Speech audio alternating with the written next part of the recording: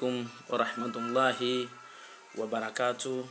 Ndugu zangu Waislamu, kwa majina naitwa Tariq Adam Idi, ni Tanzania.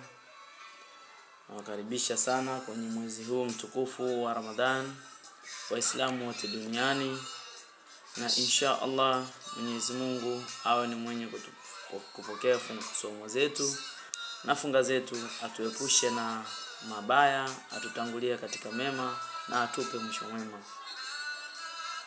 Nilikuwa na ujumbe mmoja tu wa kuwahusia ndugu zangu pamoja na kuhusia nafsi yangu, ya kwamba kila nafsi itauonja mauti, na kama kila nafsi itauonja umauti, basi hatuna budi kujikurubisha kwa Allah subhanahu wa ta'ala katika yale ambayo ametuamrisha na kuyaacha katika yale aliyotukataza. Assalamu alaikum wa rahmatullahi wa barakatuh.